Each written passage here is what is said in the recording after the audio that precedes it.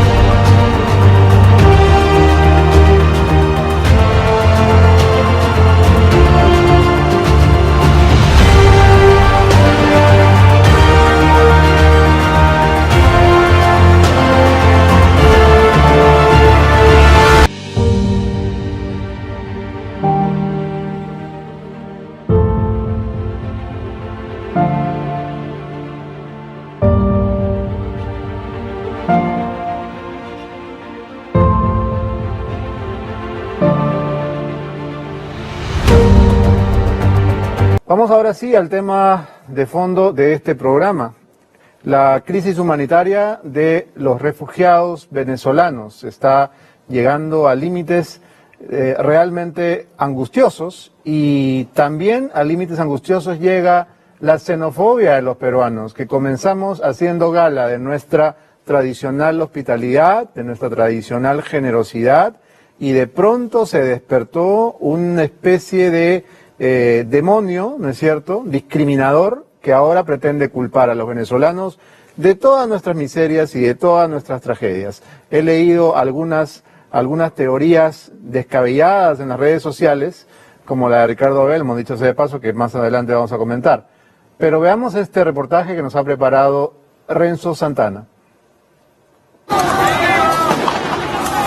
La situación cada día ya es tremenda. Cada día se empeora. Perjudica al que quiere entrar porque está huyendo realmente de una situación difícil. No es fácil. Veniste de tan lejos para acá y dejar a la familia atrás. Mis hermanos, mi abuela. No es fácil.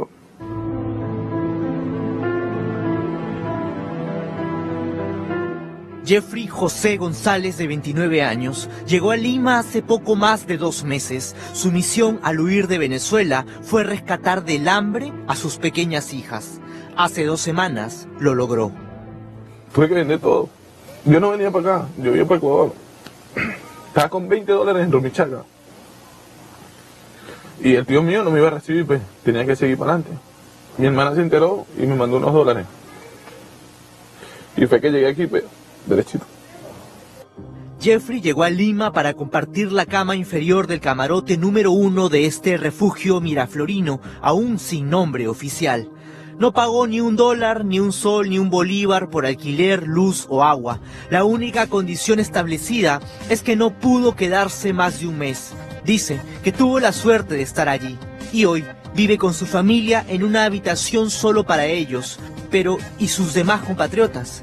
¿Quién le da albergue a los más de 3.000 venezolanos que ingresan a diario a nuestro país? Por lo menos ahorita Ecuador le cerró las puertas a muchos venezolanos que no tienen pasaporte y que contaban con simplemente la carta andina. No se la dieron, pero sí hubo una ayuda humanitaria que lo dejaron pasar y dijeron sigan hacia Perú a ver si Perú no les cierra las puertas. Tenemos 400.200 ciudadanos venezolanos en el territorio nacional. 80% de ellos ingresaron al Perú con pasaporte y si continuamos en esta línea es probable que fines de lo que sería octubre, inicios de noviembre, tendríamos no menos de 500.000 ciudadanos venezolanos en el Perú.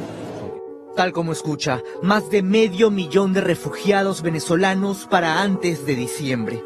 La situación se agrava en el puerto fronterizo de Zarumilla, en Tumbes. A las 00 horas del sábado ya no podrán ingresar al Perú los que no cuenten con pasaporte. Por ello muchos apuran el paso. Traductor en montaje industrial, traductor alemán-español. Yo soy licenciada en informática y me dedico a analista de calidad de sistemas y páginas web. En Lima, estiman que al terminal Marco Polo ex-Fiori llegan al día 3 buses para 54 pasajeros, todos venezolanos que viajan 20 horas desde Tumbes o algunos desde Trujillo o Chimbote. Fue una estafa aprovechándose de los venezolanos. En el transbordo me robaron mi teléfono celular y esta empresa ni siquiera se hizo responsable de esa pérdida. Mira, tengo como 3 semanas viajando en autobús para acá, para el Perú. Me quedé una semana en Ecuador y 2 días en Bogotá. Y no me habían tratado tan mal como me trataron del Perú para acá. Trabajemos lo mismo, no tenemos diferencia. Diferente fuera que fueran poquitos, ¿no? Pero cada día viene más y más y más y más.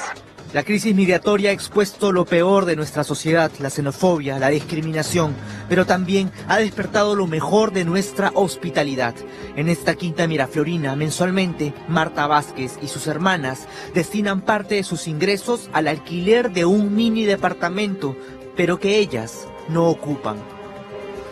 Bienvenidos aquí al refugio en Santa Cruz Miraflores. Los esperamos, es un refugio gratuito. Tenemos para 16 personas. Comparten en los camarotes los hombres y las mujeres, pero obviamente mujer con mujer y hombre con hombre. Cuando son parejas, obviamente juntos ellos, comparten aquí estos ambientes, sino también entre ellos la solidaridad y se tienden la mano.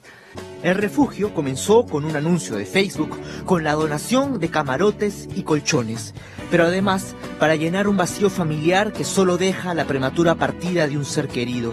En el caso de Marta y su familia, fue su sobrina, de 22 años. Saraí tenía muchos sueños. Era una chica linda, preciosa, unos ojos hermosos. Mi hermana se sentía tan conmovida por esa pérdida y quería aferrarse a algo más. Sentimos que ella no era suficiente de repente el cariño ni siquiera de sus hermanas ni de sus otros 2 hijos, sino es que ella quería algo más. Entonces ella sintió de que rescatando, ¿no?, y ayudando a los venezolanos, de alguna manera ese dolor se iba mitigando, ¿no? Y es que ella nos cuenta la idea, y ahí se suma, está Raquel, está su esposa Raquel, y dicen, hagamos el refugio, ¿no?, algo más concreto. Así dieron techo a adolescentes como María, de solo 19 años, quien llegó al Perú hace casi un mes, sin siquiera despedirse de sus padres. Se lo comenté, fue a mi hermana estaba de viaje, yo la llamé. Y le comenté, entonces mi hermana me dice que le diga a mi mamá y a mi papá. Yo le dije que no. A veces me han dicho a mí que por la pena, no han querido despedirse de sus padres. Ajá. Que algunos me dicen que es demasiado duro y que prefieren decirle en el camino, ¿sabes qué, papá? En realidad me estoy yendo aquí. Porque ese encuentro de despedida es demasiado duro para ellos. Porque no se están yendo, como decir, a vacacionar, ¿no? Se están yendo porque tienen que salir. Según la Organización de las Naciones Unidas, casi 2.300.000 han escapado del régimen de Nicolás Maduro. En su éxodo por América, 1.100.000 se han establecido en Colombia. En el Perú ya van 420.000. En Chile, 132.000. En Argentina, 90.000. Y en Brasil, 60.000 venezolanos. El 20% de los ciudadanos venezolanos que ingresaban al territorio lo hacían con cédula y se ha podido comprobar que esa cédula de identidad es altamente falsificable, no reúne los requisitos ni las condiciones de seguridad de otras cédulas o documentos nacionales de identidad de la región sudamericana. Un ejemplo, alias Catire, el decapitador, ingresó al Perú a las 7:52 de la noche del 11 de julio por el CEBAF Tumbes, efectuó su control migratorio, presentándose con una cédula de identidad que correspondía a otra persona, pero que tenía su foto. Desde la semana pasada, Ecuador, país de tránsito, exige el pasaporte y desde este sábado el Perú también lo hará. Bien, la verdad es que hay mucho que discutir sobre este tema y esta noche hemos invitado a un numeroso panel para hablar de la crisis venezolana. Antes de eso, queríamos plantear una pregunta a nuestros televidentes. Nosotros en este programa no vamos a fomentar la xenofobia preguntándole a la gente si están a favor o en contra, porque ya esa es una pregunta que creo que resulta a estas alturas hasta peligrosa. Bien, vamos a presentar a nuestros invitados de esta noche. Está con nosotros, comenzando de este lado, para que la cámara no se maree, Paulina Fachín, activista de derechos humanos. Buenas noches, Paulina. Hola, Beto, gracias. Está también Luis González Posada, ex canciller del Perú. Buenas noches. Buenas Lucho. noches. Está Felín Freyer, ella es profesora de Ciencia Política en la Universidad del Pacífico. Bienvenida. Hola. Y luego tenemos un numeroso panel que mejor presentaré desde ahora para que la gente más o menos se oriente. Voy a ir al mapa porque hoy día hay muchos invitados. Bien, está Rosy Torrealba, que es modelo. Buenas noches, Rosy. Ronnie Castillo, empresario del Café Ágora. ¿Cómo estás, Ronnie? Vilca Fernández, ex preso político. Buenas noches. ¿Qué tal? Taco, del grupo Bacanos, que está 2 meses aquí en el Perú. ¿Cómo estás, Taco? Enrique Díaz, de la plataforma digital. ¿Cómo es que se llama la plataforma? Porque acá el que escribió no se entiende. Dime cómo se llama tu plataforma. Somos Diáspora, Beto. Ah, la Diáspora. Muy bien. Está Jesús Araujo, del restaurante Azuarepa. Bienvenido, Jesús. Y también Osmari Pérez, coordinadora de la ONG Unión Venezolana en el Perú. ¿Cómo estás, Osmari? Buenas noches. Bien, 10 entrevistados. Vamos a ver cómo hacemos para organizarnos. Quería comenzar comentando las declaraciones de hace un par de horas del canciller del Perú, Néstor Popolicio. Él ha dicho textualmente lo siguiente: el Perú no impedirá el ingreso de ciudadanos venezolanos al territorio peruano, y dijo, es un país de acogida, el gobierno peruano mantiene invariable su política de solidaridad con los migrantes venezolanos. Sostuvo también que el 80% de los que han entrado al país lo han hecho con pasaporte y solo el 20% con la cédula de identidad, que es un documento que sí tiene mayor riesgo de falsificación. Quería comenzar, Paulina, con las implicancias que podría tener para los venezolanos que llegan esta exigencia del pasaporte. Que es verdad que suena a un requisito obvio para cualquier viajero, pero en Venezuela conseguir el pasaporte no es cosa fácil. Cuéntanos.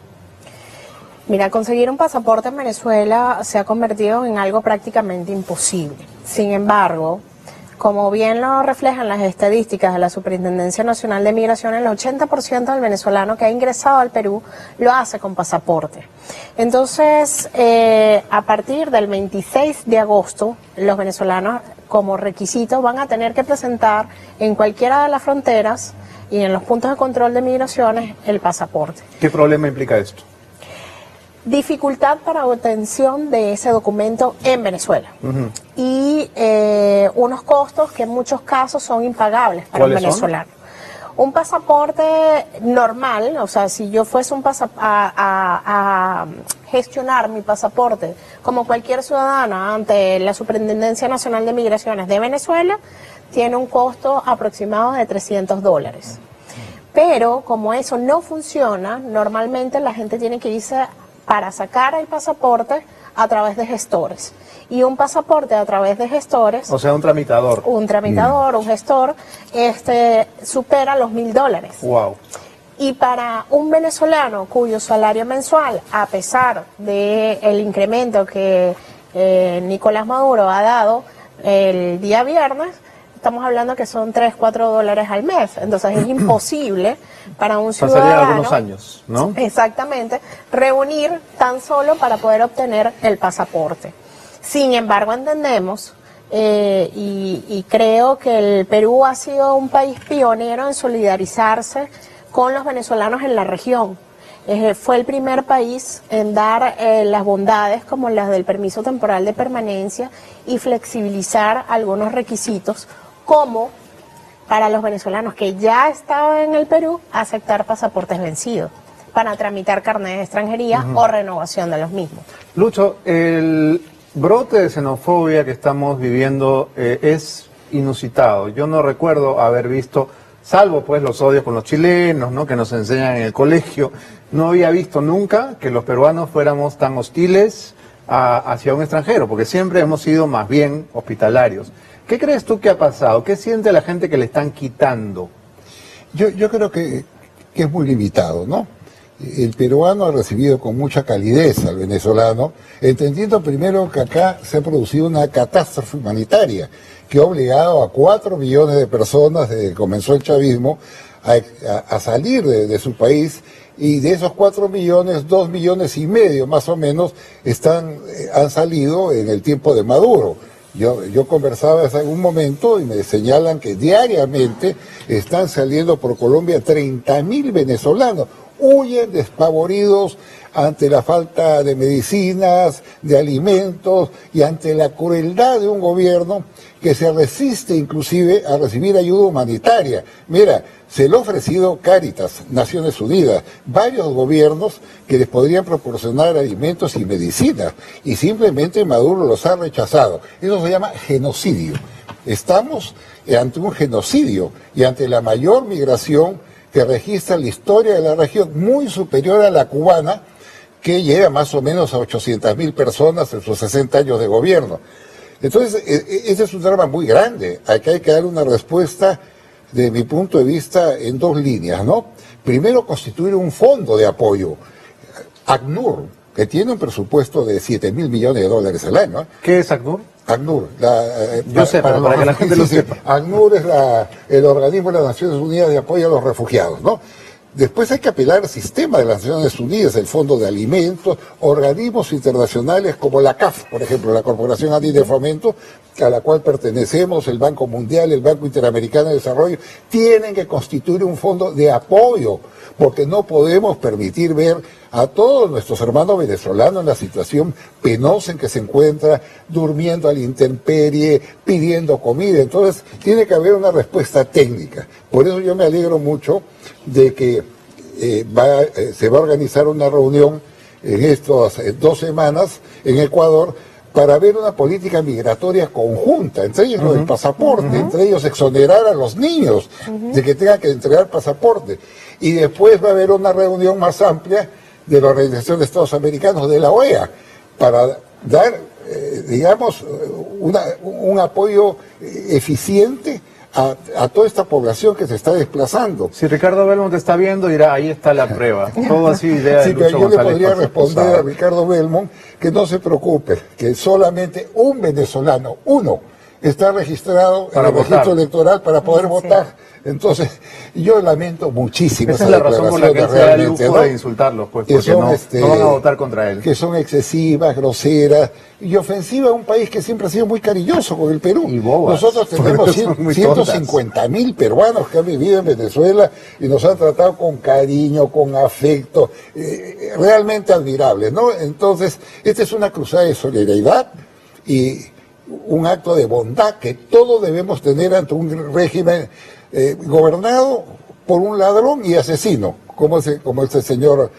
Maduro, a cuyo gobierno le han encontrado hace un mes más o menos 2.000 millones de dólares de sobornos en un banco de Andorra, mientras la gente se muere de hambre y mientras, por ejemplo, yo tenía como una estadística terrible, la mortalidad infantil en Venezuela, se ha incrementado 100 veces desde el año 2012. Esta situación dramática, ¿no?, la conocemos todos y nos duele en el corazón a todos. Bien, Paulina, entiendo que hay mecanismos legales que incluso facultan al Estado peruano a recibir a refugiados sin documentos. No sé si podías ilustrarnos sobre esto. Sí, yo creo que una cosa que es muy importante entender es que hay dos definiciones de lo que es un refugiado, ¿no? Y muchas veces hablamos de los refugiados, pero en realidad hay que distinguir en un primer instante entre los migrantes y los refugiados, ¿no? Los migrantes son todos, son los que migran, ¿no? Porque quieren, y los que se desplazan porque se ven forzados de salir de su país, ¿no? ¿Quién es el refugiado? El refugiado, en términos legales, internacionalmente, es aquella persona que es reconocido, ¿no?, por el estado de acogida, en este caso Perú, como refugiado, ¿no?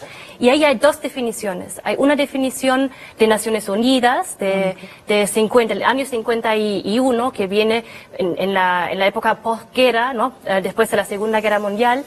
Y esa definición define el refugiado como una persona que huye de la persecución personal, ¿no? Ahí estamos pensando en perseguidos políticos, pero que son perseguidos por sus opiniones políticas, a veces también por su raza, por religión, pero de manera personal. Ahora, en el Perú, como en toda América Latina, casi todos los países de América Latina, hemos adoptado una definición que es más amplia, que es la definición del refugiado de Cartagena, que incluye a aquellas personas que huyen porque sienten que su vida, su seguridad o su libertad está amenazada por la violencia generalizada, por violaciones de derechos, ¿no?, de manera general, o por cualquier situación que amenaza el orden público. Entonces es una definición mucha más amplia, ¿no? Y desde la academia, expertos legales y políticos vemos que esta definición debería aplicar a los venezolanos, ¿no? Sin embargo, en el Perú y en la mayoría de los países de la región, hasta ahora no se aplica. No se aplica esta definición de refugiado de Cartagena, que implicaría otro tipo de protección, ¿no?, para los ciudadanos venezolanos. A un refugiado no lo puedo mandar de vuelta a su país mientras la situación no cambie, ¿no? Sería bueno diferenciar también refugiado de asilado, ¿verdad? Así es. Correcto. En América Latina tenemos como dos categorías especiales, ¿no? Por un lado tenemos esa definición de Cartagena, que es más amplia que la definición en otros países del mundo, y también tenemos esta categoría del asilado político, ¿no?, que a la ACNUR, esa organización de Naciones Unidas, no les gusta mucho porque causa mucha confusión, que tiene más que ver, ¿no?, con esa persecución individual, política, ¿no? Mientras la definición de refugiado, según... Es colectiva. Es más colectiva, ¿no? Bien, de hecho veo mucha incomprensión, mucha intolerancia en los comentarios de las redes sociales, y mucha gente se pregunta, ¿cuál es la razón por la que Beto Ortiz está a favor? Bueno, yo he sido un asilado político, y yo creo que hay que haber pasado por la experiencia de quedarse sin patria, de quedarse sin hogar, de aterrizar en un lugar en el que uno no conoce a nadie, que no sabe para dónde correr, que no sabe dónde va a dormir esta noche, para ponerse en los zapatos del otro. Desgraciadamente, ustedes, queridos televidentes, que tienen su camita tibia, su comida caliente y a sus hijitos acostados en su cama, y todo está bien, y el país está bien, y nadie los persigue, y nadie los va a meter presos, y tienen que comer mañana, dicen, claro, que se vayan, ¿no? Es lo más cómodo, es lo más práctico para todos. Pero hay que hacer el esfuerzo de ponerse en los zapatos de la otra persona. Ustedes que se dicen católicos y cristianos, ¿no? Ustedes que dicen que van a misa y se golpean el pecho, yo no voy, ¿no? Pero quisiera entender cómo conjugan su fe cristiana, ¿no?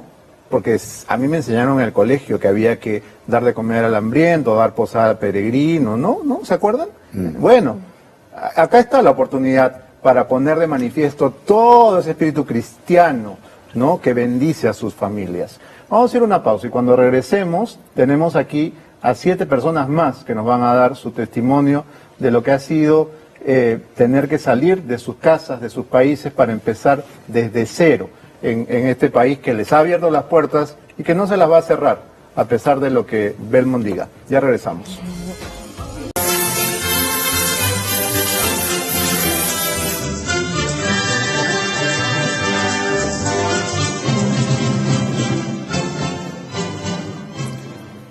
Estamos de regreso en este programa especial tratando de comprender la crisis venezolana y hemos invitado esta noche a 10 personas. Vamos a ver cómo nos organizamos en el tiempo. Quería darle la palabra a quien ha sido un preso político en su país y ahora está aquí en el Perú. Él es Vilca Fernández, que fuera de cámaras me comentaba algo que en tono de broma, ¿no? Pero que podría tener sentido. Tú dices que más bien este candidato a la alcaldía que está atacando a los venezolanos podría ser un amigo de Maduro. No, bueno, es que, buenas noches. Muchas gracias, Beto, primero que nada. Y definitivamente a Ricardo Belmont hay que preguntarle si es que él lo está financiando Maduro, ¿no?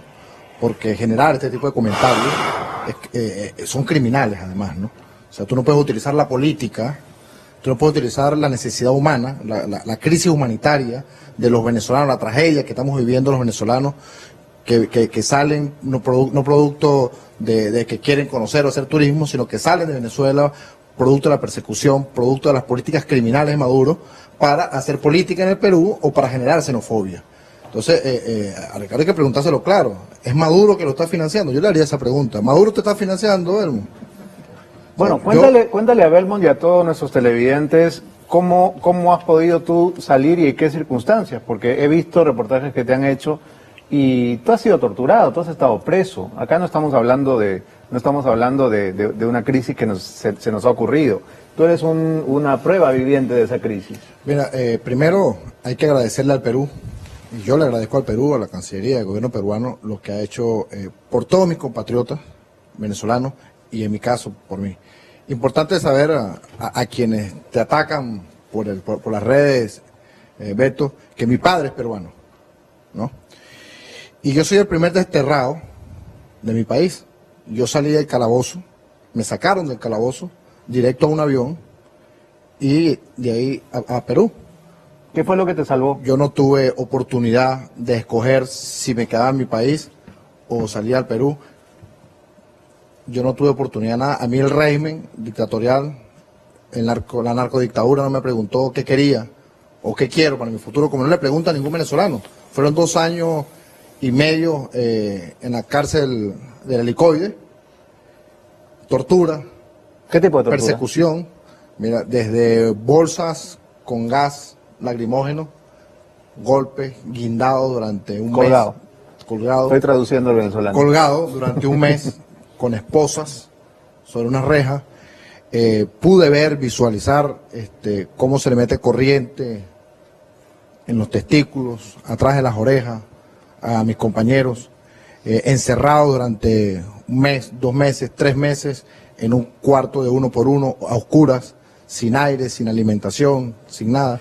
Es decir, en Venezuela la tortura es una política de Estado, y es una política que se está aplicando a toda la población. Todo lo que está ocurriendo en Venezuela hoy es una política criminal que hay. Y está obligando a los venezolanos a dejar el país. Entonces no hay condición migratoria verdaderamente. Lo que hay es una condición de refugiados que están saliendo aceleradamente del país porque corren el riesgo de ir presos o de ir muertos o sencillamente están enfermos. Para terminar. Como dice el titular que hemos puesto en pantalla, ¿no? Es huir o morir.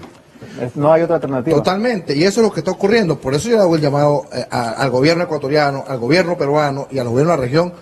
No puedes cerrarle las puertas a los venezolanos que salen huyendo de la narcodictadura solicitándole un papel, un pasaporte. Si el gobierno peruano, como bien lo hace, reconoce que en Venezuela no hay democracia, que en Venezuela hay una narcodictadura, que en Venezuela hay un dictador, entonces difícilmente puede pedirle a un ciudadano que vaya a la dictadura a pedirle que le dé un pasaporte para que se vaya de vacaciones. Porque además Nicolás Maduro ha sido sumamente no solamente grosero, sino cruel con sus declaraciones, diciendo que los venezolanos que vienen aquí vienen a limpiar baños, ¿no? Y que deberían regresar a la patria, cuando de patria no quedan más que escombros.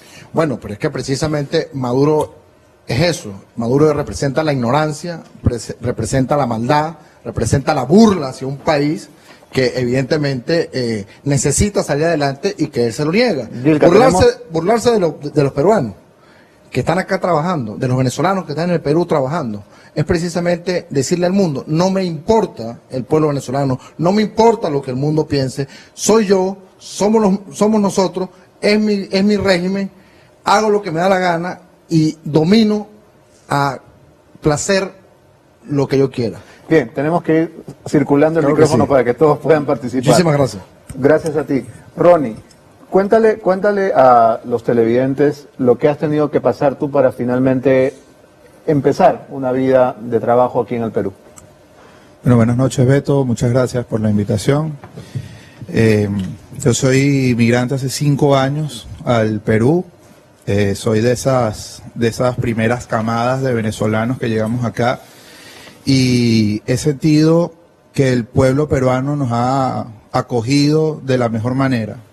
Nunca en mi situación particular he sentido acto discriminatorio hacia mí y estoy muy agradecido, de hecho, por eso, ¿no? Déjame interrumpirte. Sí. Creo saber por qué. Porque tú no eres pobre. Los ambulantes de la calle sí son discriminados. La persona que tiene que vender unos caramelitos en un semáforo sí es discriminada. El mozo, y esto lo sé porque un amigo muy querido me lo ha contado, un mozo se acerca a una señora en un café muy elegante y a atenderla y la señora le dice, ¿y usted de dónde es? No, yo soy venezolano. No, váyase, que me atienda un peruano. Y ese venezolano humillado era un abogado que tenía una licenciatura, que tenía un doctorado y que era 5 veces más culto que la vieja de mierda que lo mandó a cambiar. Entonces, eso es lo que está pasando. Hay la discriminación al pobre, ¿no? Al que uno siente inferior. Ya no es un asunto de banderas. ¿Podrían dejar de ponerme de perfil, por favor, que me desgracien? Gracias.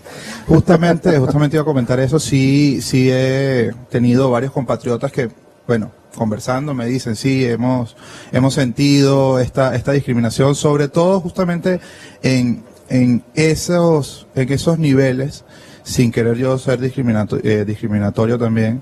Pero hay un momento en el cual tú has sentido que esto ha cambiado, porque a mí también me sorprende. Definitivamente, me sorprende y me avergüenza a mis compatriotas. Al inicio estaba todo bien, ¿y qué fue lo que pasó? ¿Qué cosas nos quitaron? ¿Qué ocurrió? Mira, sí, vi durante mis 3 años y medio, mis 3 primeros años y medio, quizá 4 años, yo creo que del año pasado hacia acá es que se ha ido incrementando no sé, parece un movimiento extraño. Se dice que los venezolanos venimos a quitarle el trabajo. Yo no creo que vengamos a quitarle el trabajo, nosotros venimos a trabajar. En muchos casos también venimos a generar fuentes de empleo, o sea que no también solamente a consumir, entonces la economía se mueve, ¿no? Claro, creo que hay que haber estudiado economía en el colegio, sí, no hace falta tener un título. Ahora, el tema de la delincuencia sí de algún modo puede haber enervado a algunas personas, pero si llegó la banda Los Malditos del Tren de Aragua, ya cayó y ya está presa. Entonces no se puede generalizar de esa manera diciendo vienen a robar porque agarraron al catire y a otros 8 o 10 miserables más. Claro, es que siempre va a ser noticia, sobre todo hay submedios de comunicación que se encargan también de incentivar esto para, como decía Vilca, de alguna manera tendrán algunos intereses quizá políticos y como decía Vilca, se aprovechan de esa tragedia para ganar adeptos, para, no sé. Bien, pásale por favor el micrófono a Rosy. Gracias, Ronnie. Buenas noches. Buenas noches, Beto. ¿Cómo ha sido tu caso? ¿Cómo te hemos tratado, Rosy? Bueno, yo desde que llegué aquí a Perú llegué sin un sol. Como yo creo que la mayoría de venezolanos que llegamos sin un sol, llegué sin un sol, no sabía dónde llegar ni dónde me iba a quedar.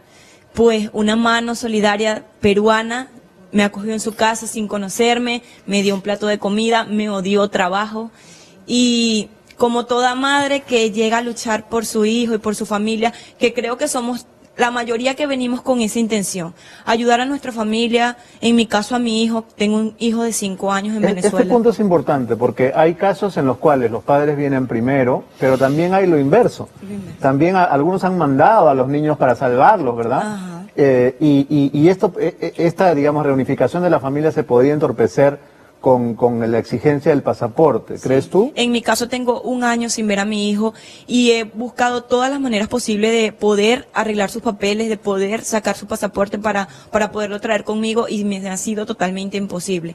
Tengo que, en dado caso, viajar a Venezuela y poder movilizar personalmente eso que está totalmente difícil. Para mí como madre me duele porque he tenido que dejar a mi hijo en Venezuela. Y aquí estoy representando a todas las mujeres, a todos mis compañeros y mis compatriotas venezolanos, hermanos venezolanos, que venimos por un futuro mejor, que venimos dejando todo atrás, dejando familia, mamá, abuelas, dejando mi propio hijo, pero por ofrecerle y escapar de toda esa dictadura, de toda esa maldad, porque allá solamente no nos vemos arropados por la falta de medicinas, de comida, sino la inseguridad. No puedes tener un teléfono celular porque tienes que salir corriendo, no puedes tener algo de valor porque piensas que te van a robar, andas mirando hacia atrás. Yo lo viví cuando llegué acá, caminaba mirando para los lados, pero la misma incertidumbre que vivía en mi país. Incluso antes de venirme a Perú, me secuestran en una unidad pública con mi hijo pequeño, 5 chicos de menos de 14, de 14 años. Entonces ya vives esa incertidumbre. ¿Qué te falta para traer a tu hijo? Me falta su pasaporte, sus papeles. Eso lo me falta. ¿Y aquí, piensas que en el caso de los niños tendría que ser más fácil, verdad? Tendría que ser más fácil. A un niño hay que salvarlo. No detenerse en burocracia. Entonces eso es lo que nosotros los venezolanos pedimos, pues, esa ayuda, ese amor, esas puertas, que no nos dejen las puertas cerradas, porque ya en nuestro país nuestras luces se apagan, pero siempre somos nosotros ese foco que nunca desaparece, y que nos den esa oportunidad de poder salir de toda esa incertidumbre, de toda esa maldad, por un futuro, por querer estar mejor. Bueno, la esperanza es una cosa invencible, ¿no? Somos esperanza. Todos los venezolanos que estamos aquí y utilizamos estas cámaras para transmitir a todos nuestros hermanos venezolanos y a todos nuestros hermanos peruanos que nos han ayudado, que nos han atendido la mano, que nos han acogido. Yo siento que tuve una oportunidad de vida acá, estoy haciendo algo que me gusta. Yo soy administradora de recursos humanos, pero me gusta la televisión, me gustan las cámaras, siempre he estado al lado de todas estas cosas, y los hermanos peruanos me han abierto las puertas para yo ejercer una profesión y poder ayudar a mi familia en Venezuela. Fantástico. Esto me ha dado una oportunidad y le doy en agradecimiento a todo el Perú por esa oportunidad que nos da a todos los hermanos venezolanos que estamos buscando una oportunidad. Te pido por favor que le alcances el micrófono a Osmari, que está en el extremo derecho. Rápidamente, sí lo tienes. Buenas noches, ¿cómo estás? ¿Qué tal? Buenas noches. Tú eres coordinadora de una ONG. Cuéntame cómo trabaja Unión Venezolana en el Perú. Mira, buenas noches, gracias por la invitación. En este caso, bueno, a mí me toca hablar un poco la parte más sensible y la parte más de organización. Esta ONG, Unión Venezolana en Perú, está formada desde hace más de 6 años, y el trabajo de nosotros es orientar al venezolano que está llegando de Venezuela, ¿ok? En este caso, el presidente de la ONG, el día de ayer, hizo la petición en la Cancillería, acá en Perú, para que por favor se tomara en cuenta y se les permitiera el ingreso a los niños, personas, madres gestantes, personas con enfermedades crónicas, ¿okay? Que se les permitiera el ingreso al país con cédula de identidad. ¿Okay? El trabajo de la ONG es brindar asesoría a todos los venezolanos que vienen de una u otra forma desorientados en todos los sentidos, ¿okay? Dar esa ayuda y ese abrazo que en muchos casos hace falta. El mensaje para el pueblo peruano, primero agradecerle por la acogida que ha tenido con todos nosotros los venezolanos, y decirle 2 cosas. Primero, que los venezolanos buenos somos más, ¿ok? Y que nos faltarán días de vida para agradecerle a todos ustedes, amigos y hermanos peruanos, por todo lo que han hecho por nosotros. Nos faltarán días de vida para agradecer y para darles un abrazo de agradecimiento, vuelvo a repetir, por todo el apoyo y la solidaridad que nos prestan día a día. Y recuerden, el venezolano bueno, trabajador, con ganas de echarle pichón, como decimos en Venezuela, somos más. Echarle pichón en Venezuela es con ganas de ponerle puncha a la vida, claro, de trabajar, de pararnos temprano. En mi caso, estudié Derecho en Venezuela y es lo menos que me ha tocado hacer acá. Y estoy orgullosa. También soy madre soltera. No me interesa hacer, acá me ha tocado atender en restaurantes. Me ha tocado hacer de todo. Y creo que ese es el mensaje. Recordarle que los venezolanos buenos somos más y acá venimos a sumar, no a restar. Osmari, tienes que compartir rapidito con Jesús, con Enrique y con Taco porque se nos acaba el programa. Buenas noches, Beto. Jesús, ¿qué quieres decir rapidito? Gracias. Bueno, llegué hace 4 años, emprendí un pequeño restaurante de comida llamado Azuarepa. Mira, es difícil llegar a un país después de haber vivido 42 años, pero venirse con su familia, mis hijos, mi esposa, no es fácil.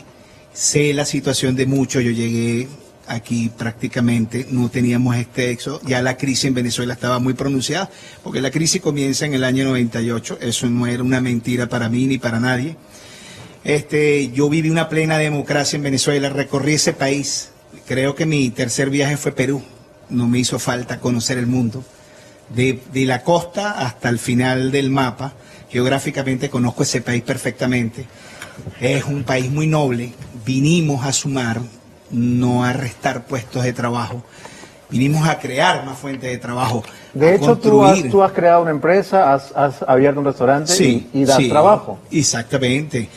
Doy trabajo a chicas peruanas que trabajan en mi cocina, saben, les he enseñado de la cocina venezolana, mautana, de mi familia.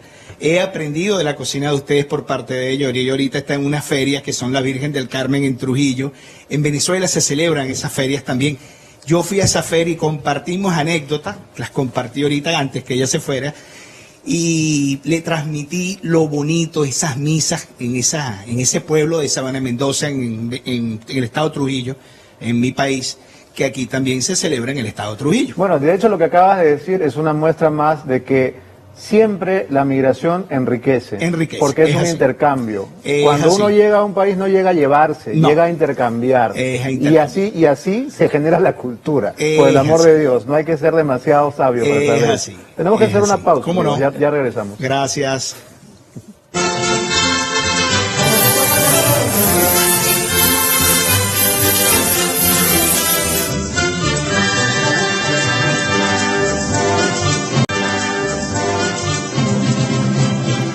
Y tenemos que darle la palabra a nuestros 2 invitados que no han hablado todavía, que son, ¿quiénes son?